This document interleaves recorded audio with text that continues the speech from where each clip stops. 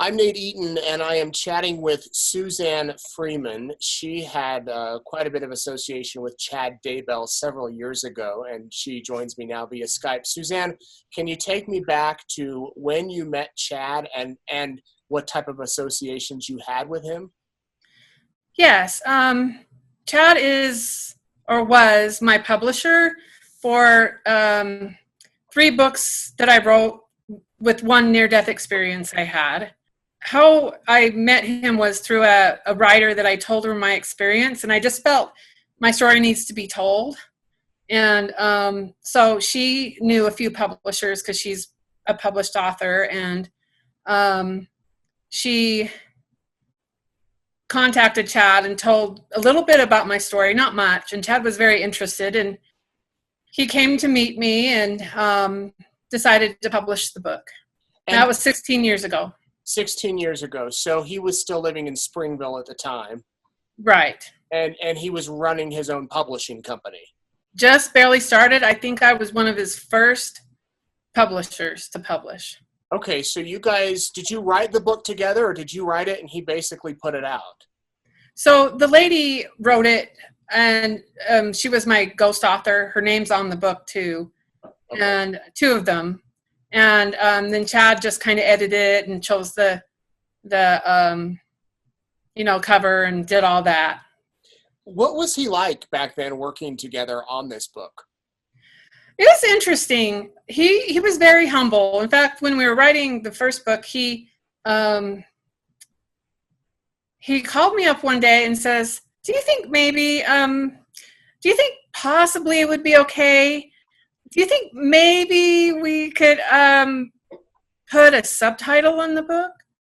I thought, well, that's interesting. Why didn't he just come out with it? I was fine. I didn't really care what he did, as long as he didn't change my story, And what was the subtitle? I mean, did the subtitle change the meaning, or was it just like a friendly suggestion as to... Just a friendly, kind of more of a hint towards the name of the book. I see. Did he ever talk about unusual religious beliefs or doctrines that he was exploring? No, I do remember one case when I was writing my second book, or just after my second book, I can't remember, that there's manuscript that was just a bunch of copied, it was probably in the editing stage. I got a hold of that and read through it, and I really felt that there was some in there that was just someone's dream, and I didn't believe it could happen, And so we talked about that, and he actually laughed about it. And I said, this just can't happen. It just logistically can't happen. Was this something that Chad wrote or something somebody else wrote? It's something someone else wrote, and I just got a hold of it. So, and I gave him a copy, which I found some of it not something I could really believe in. I didn't feel like it was just someone's dream, and I respect the fact that they put it out there, but I didn't believe it. So now, Suzanne, you went on to work with him on 3 books, correct? Right. And what ended up causing you to no longer work with him? Was it one thing, or did you just decide to go your separate ways? No, it was he started publishing really kind of not Mormon doctrine stories, just different people's different experiences of stuff. And I just told him there's just something not quite right. And there's a few books that he wrote. And so I just really felt, okay, Chad, and we were working on to put all mine together and take out the LDS stuff, which I was kind of surprised by that because he was an LDS author. But at this point, I trusted him with my stuff, that he would keep the story, and so I figured I just trusted him more than I should have, I think. So he wanted to change your writings and remove all of the LDS type references. What is that, to make it so a broader audience might purchase it? Yes, that's why. He wasn't going to change my story. He was just going to change it so it was not so LDS. Okay. And meanwhile, he's also publishing books by other authors that were not mainstream LDS teachings. It's about that same time he did. And then after a while, and I was sending him some other stuff to add into it, a little more explaining, put the 3 books together to kind of make it even, you know. And then it was about May, he told me that he's not going to publish any more books, that the call-out's going to happen. So I'm like, okay, fine. I'm fine. I didn't need another book, and I was good with that. May of what year? I can't quite remember. It seems like about 8 years ago. Okay. So he comes to you in May of that year and says the call-out's going to happen. What does that mean? What did that mean to you? The LDS Church has a prophet, and he leads us. But in this idea, and it's not church doctrine, it's dreams people have claimed to have, that the prophet's one day going to call up before any tribulations or we get invaded by armies and stuff, that we'll be called out to go to the girls' camps. And so he felt that was going to happen. I think it was July. And so he was going to stop publishing books. So he told you around 8 years ago that this call out, the president of the church is going to tell all of the Latter-day Saints to go to the girls' camps that are owned by the church? Well, not all of the Latter-day Saints, only those that have their food storage. Okay, so if you're a temple recommend. And a temple recommend. If you're a Latter-day Saint, the temple recommend and your food storage, the prophet's going to say, go to the girls' camp, and then what? Live there until the earthquake happens and the armies invade, so you'll be safe up there. What are you thinking as he's telling you this, seeing that this had never been taught through the church, from the pulpit or from the leaders or anything? So that's the discussion we had earlier, was in that book, that idea of the call out, the prophet doing this. And I said, it seems to me, if you want to be safe, you wouldn't go where the government knows where the church has camps. I mean, the government knows that. And to me, I just thought, okay, I'm not going there. The government knows that. It could be turned into a concentration camp or something, you know? Yeah. So I just never felt that was for me. And had you heard this type of teaching before Chad told you this? Oh, I had. And it was a big conversation where I would, if I even mentioned that it might not happen, I would totally get attacked. I mean, abused. From people in your ward, or just? No, people online. And so I stopped going to like Facebook groups and all that stuff because they totally attacked me over this. I see. So these are groups that believed this teaching that would get together and discuss it. And if they were questioned, you would get attacked. Yes. So he says, we're not going to publish any more books, and this call out is going to happen. Obviously, the call out did not happen, has not happened, and the church leaders have not taught this. And he goes his separate way and you go yours? No, well, kind of, yeah. I had talked to him a little bit about what he was publishing, and it wasn't good, and he kept saying, oh, Susie, just read them, you'll get it. And I read some of it, and I just couldn't. And so after a while, I just realized, and after that call-out thing that he thought was going to happen didn't, so he started publishing more books, but never contacted me that he was going to publish the book again. He was done with me, basically, which I was good with. I didn't want my name like that. Yeah, he was done with you, but did he still own the rights to publish your work? Oh, yeah. That has been very upsetting for me, because I finally, knowing that he was publishing other things, when he wasn't really honest with me, so I asked for my rights back, and I owed him some money, and so I paid him back, because he said, pay me back, I'll give you your rights back. I paid him back, and he didn't give me my rights back.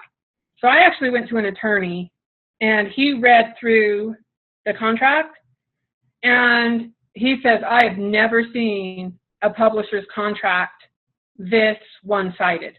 This has nothing good for you in it. And I didn't know what to do at that point. I just thought, I don't have the money to fight him. He did send me $400, but that was after he promised to have, my rights back. And so I figured, gosh, if he sends me $400, he made, 6 times that? I just felt that was not honest. I thought, give me my rights back. That's what I want. I don't want my name attached to what he's publishing. I just am not believing in that, and I want to be left alone. Yeah. Suzanne, did he ever talk about the end of the world, the 144,000, the portals and creating these portals, anything like that? No, I'm really sad about that. The portals, really, I've heard of portals, but it's only for the evil side. Like if he's creating portals, that's not, angels all around us. I mean, I really believe angels protect us. They're all around us. We don't need to build a portal to have angels, to visit somebody. And for him to go visit somebody that's already alive in spirit, that's just evil. That's just, anyway. What about zombies, dark and light spirits, having a system, a ranking, anything like that? Not in my life. I've not. I see a lot of spiritual. I've been to spiritual healing conferences, which I don't go to anymore. I trust very few people. In fact, I trusted Chad. I really believed he was a good man. He really loved his wife. I trusted Chad. What did he say about his wife, who at the time was Tammy? Oh, Tammy. She was a sweetheart. I think she was the heart of the business. She just really was good at and really kind and really genuine. He would talk at least twice, probably more, and tell me that she was his soulmate. That he knew her in the pre-existence, and when he met her, that he knew that they knew each other. And I was impressed by that. I thought, wow, they have a really sweet relationship, and that's really tender. And I was impressed by him, by that, and how humble he was and how he, felt about his wife. That's not very common. And so I really was honored to be Chad's friend early on, because I love to see good men, There's good men out there, and I liked associating with good people, Yeah. So it was a true love story, at least it appeared. It really felt like, to me, it was. Yeah. It really felt like that he told me that that's what it was.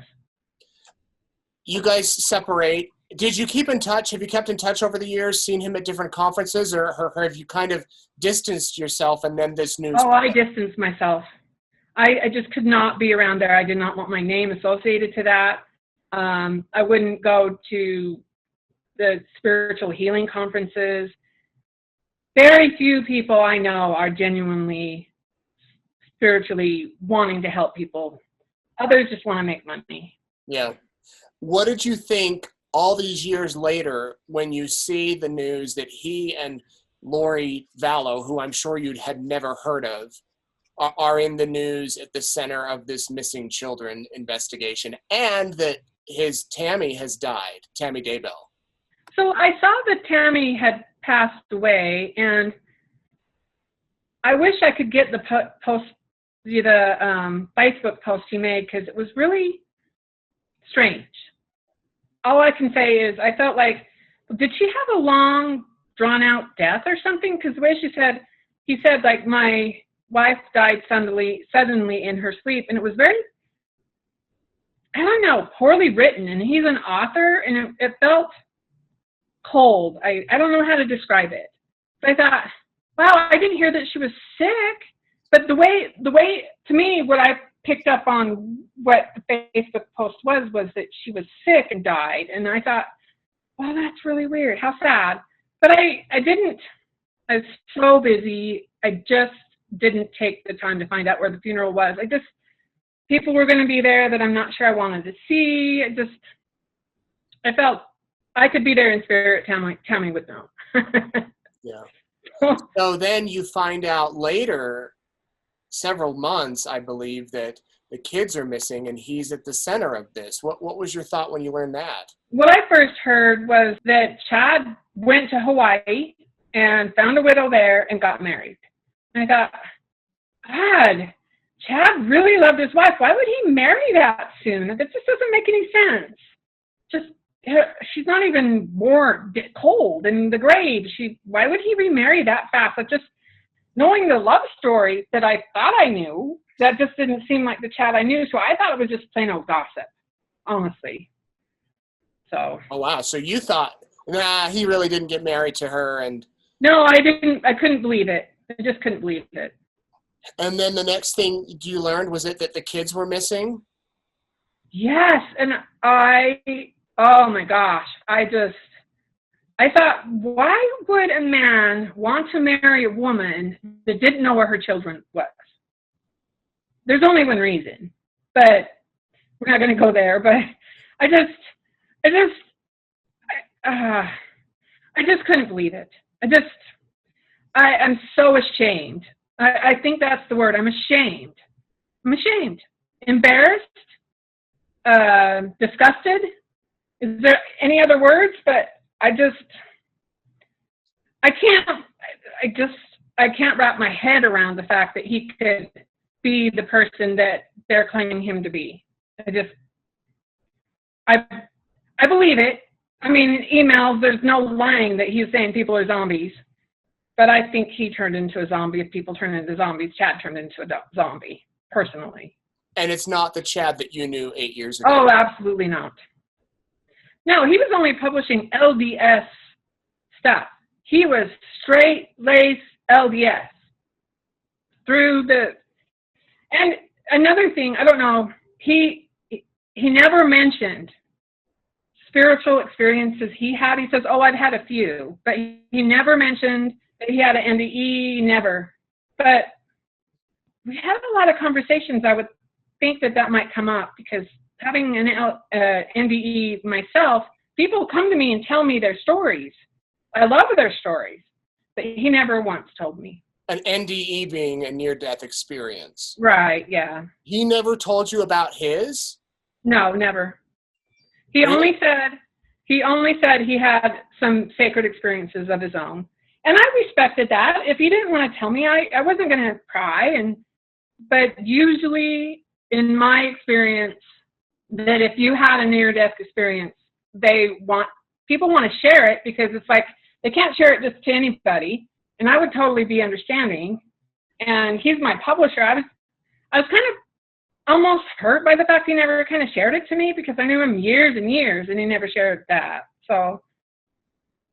So, Suzanne, you've been following the case since January, or December and November. You have had the media reach out to you. Why are you deciding to come forward now? What's your purpose of talking? Well, I feel like there's a humanness in Chad that people need to know that he's human. And I feel like I could probably give a little more information about the people who are preppers that are in his group because I kind of know them. And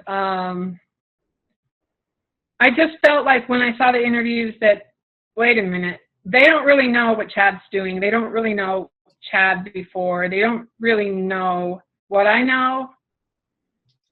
So I felt that maybe I should say something.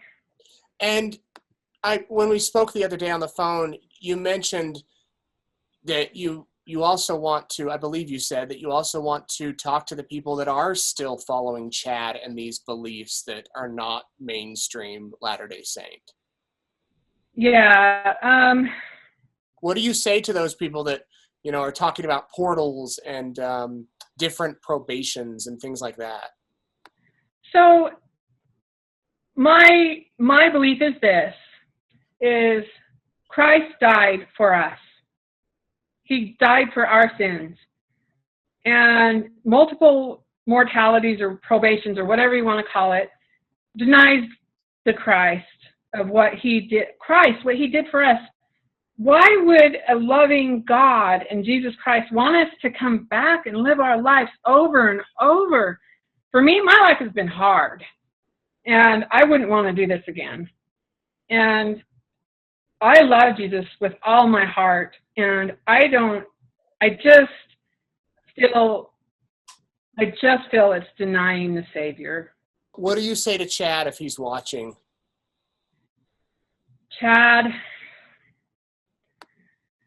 we get deceived. We all get deceived. But please do the right thing. Just know that there's people who love you and will back you up. Just do this thing that you know is right. Because, you know, Jesus will still love you. Just know that. All right, Suzanne, is there anything you want to add? I just want those who disagree with me to please don't send hateful messages. Just understand, you don't have to agree with me. It's fine. But it's not the Christ-like way to send hateful messages just because I said something that you believe that might just rock your little faith a little. So just understand that you can just turn away and say, well, that's not right. That's what I believe. I've got personal revelation that what she's saying is not true. That's fine. Just don't send me hateful message. I don't have time for this. I don't have time to care what you think, but please just be respectful of my beliefs too. You make an interesting point, because we have had several people that have contacted us who would make interesting interviews, but because of the backlash or the fear of the backlash, they don't want to come forward publicly. And that's why it may have, taken you a few months, I don't know, or others a few months, and still many aren't speaking publicly because they're worried that, they're a little embarrassed by their beliefs, but they're mainly worried what people will say. So I thank you, Suzanne Freeman, for chatting with us and giving us kind of a different side of Chad Daybell from years ago, a professional side and a side that we may not have seen. So thank you. You're welcome.